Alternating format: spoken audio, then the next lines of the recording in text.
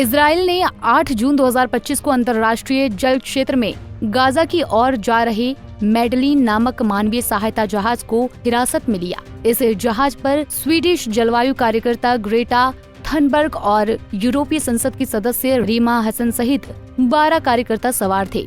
ये अभियान freedom flotilla coalition द्वारा आयोजित किया गया था, जिसका उद्देश्य गाजा की नाकाबंदी को चुनौती देना और वहां मानवीय सहायता पहुंचाना था। इजराइल के इस एक्शन की पूरी दुनिया आलोचना कर रही है। इजराइल के मेडलिन नामक मानवीय जहाज के बंधक बनाने की वजह क्या है? इजराइल के इस एक्शन पर दुनिया के लोग क्या कह रहे हैं? चलिए इस वीडियो में एक एक बिंदु पर सिलसिलेवार तरीके से समझते हैं। दरअसल इजराइल ने स्वीडिश पर्यावरण कार्यकर्ता और नोबेल पीस प्राइज विजेता ग्रेटा थनबर्ग और उनके जहाज को गाजा में मानवीय सहायता ले जाते हुए रास्ते में उस पर कब्जा कर लिया। सोमवार तड़के इजराइल की 5 स्पीड बोट्स ने जहाज को चारों ओर से घेर लिया है। इसके बाद इजराइल के सैनिकों ने जहाज को कंट्रोल में ले लिया है। मेडलिन जहाज पर क्या क्या था? मेडलिन जहाज 1 जून 2025 को इटली के सीसली बंदरगाह से रवाना हुआ था। इसमें बेबी फॉर्मूला, आटा, चावल, डायपर, चिकित्सा आपूर्ति और बच्चों के लिए कृत्रिम अंग जैसी सामग्री शामिल थी। जहाज का नाम गाजा की पहली महिला मछुआरे मदलीन कुलाब के सम्मान में रखा गया था। इससे पहले 2 मई को कॉनसाइंस नामक जहाज को अंतर्राष्ट्रीय जल क्षेत्र में ड्रोन हमले का सामना करना पड़ा था। इजरायली सेना ने मेडिकल जहाज को अंतर्राष्ट्रीय जल क्षेत्र में रात करीब 2 बजे रोका और सवार सभी 12 कार्यकर्ताओं को हिरासत में लिया। इजराइल ने दावा किया कि ये कार्रवाई सुरक्षा कारणों से की गई थी और सभी यात्री सुरक्षित हैं।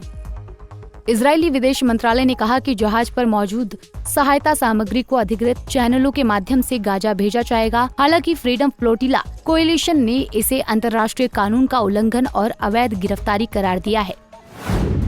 इजराइल के एक्शन के बाद ऑस्ट्रेलिया के ब्रिस्बेन, मेलबर्न, सिडनी, पर्थ और एडिलेड में त्वरित विरोध प्रदर्शन आयोजित किए गए। छात्र संगठनों ने इजरायली कार्रवाई की निंदा की और कार्यकर्ताओं की रिहाई की मांग की। उन्होंने ऑस्ट्रेलिया से इजराइल के साथ अपने कूटनीतिक और आर्थिक संबंधों की समीक्षा करने का आह्वान किया।